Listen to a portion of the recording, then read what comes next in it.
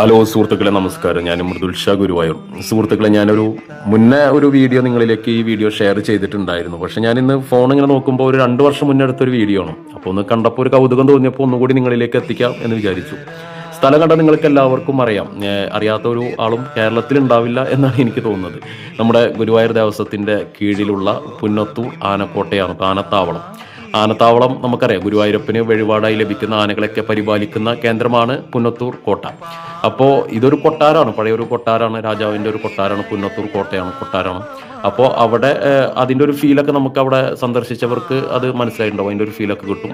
എല്ലാവരും ഒട്ടുമിക്ക ആളുകളൊക്കെ പോയിട്ടുള്ള സ്ഥലമാണ്. പക്ഷെ ഞാനൊന്ന് ഒന്നുകൂടി ഒരു ജസ്റ്റ് വീഡിയോ മുന്നേ എടുത്തൊരു വീഡിയോ കണ്ടപ്പോൾ ഒന്നുകൂടി നിങ്ങളിലേക്ക് ഷെയർ ചെയ്യാന്നുള്ളതിൻ്റെ ഭാഗമായിട്ട് മാത്രമാണ് കേട്ടോ.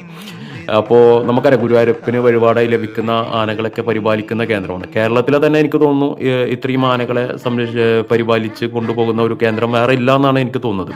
അപ്പോൾ ഇവിടെ ദിനംപ്രതി നമ്മുടെ ഈ വിനോദസഞ്ചാരികളും അതുപോലെ തന്നെ ക്ഷേത്രത്തിൽ വരുന്ന ഭക്തജനങ്ങളും ഒക്കെ നിരന്തരം സന്ദർശിക്കുന്ന ഒരു കേന്ദ്രം കൂടിയാണ് പുന്നത്തൂർ ആനത്താവളം. പണ്ട് ഇവിടെ ഒരു 60-60ൻ്റെ മുകളിലൊക്കെ ആനകൾ ഉണ്ടായിരുന്നു എന്നാണ് എൻ്റെ ഒരു ഓർമ്മ. ഇപ്പോൾ ഒരുപാട് വർഷങ്ങളൊക്കെ ആയി ഒരുപാട് ആനകളൊക്കെ നമ്മളോട് വിട പറഞ്ഞു. അപ്പോൾ ഇപ്പോൾ ഒരു 40-38-40-നുള്ള ആനകളാണ് എന്നാണ് അവിടെ ഇപ്പോൾ നിലവിലുള്ളത് എന്നാണ് എനിക്ക് തോന്നുന്നത്. കൃത്യമായിട്ടുള്ളൊരു കണക്ക് എനിക്കറിയില്ല. അപ്പോൾ കേരളത്തിലൊക്കെ ഒരുപാട് ആനപ്രേമികളുള്ള ഒരു നാടാണ് നമ്മുടെ കേരളം, അല്ലേ? അപ്പോൾ കേരളത്തിലെ ഒരുപാട് ആനപ്രേമികൾക്കൊക്കെ ഇഷ്ടമുള്ള ഒരു കേന്ദ്രമാണ് ദേവസ്വത്തിൻ്റെ ഈ ആനത്താവളം, പുന്നത്തൂർ ആനക്കോട്ട.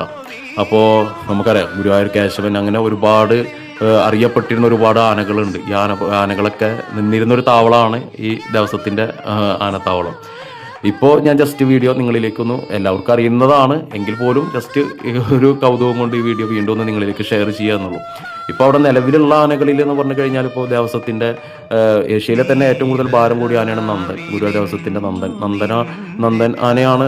പിന്നെ അതുപോലെ ഇന്ദ്രസൻ, ദാമോദരദാസ്, അങ്ങനെയുള്ള കുറച്ച് അറിയപ്പെടുന്ന വലിയ ആനകളൊക്കെ ഇപ്പോഴും നിലവിൽ അവിടെ ഉണ്ട്. നമുക്കറിയാം, ഗുരുവായൂരപ്പൻ്റെ നിത്യശീവേലിക്കും ഒക്കെ വരുന്ന ആനകൾ ഒക്കെ ആനത്താവളത്തിൽ നിന്ന് നടന്നു വരുന്നതൊക്കെ നമുക്ക് ഗുരുവായൂർ പ്രദേശവാസികൾക്കൊക്കെ കാണാം, കോട്ടയിൽ നിന്ന് നടന്നു വരുന്നതൊക്കെ. അപ്പോൾ ജസ്റ്റ് ആ വീഡിയോ ഒന്ന് നിങ്ങളിലേക്ക്, എല്ലാവർക്കും അറിയുന്നതാണ്.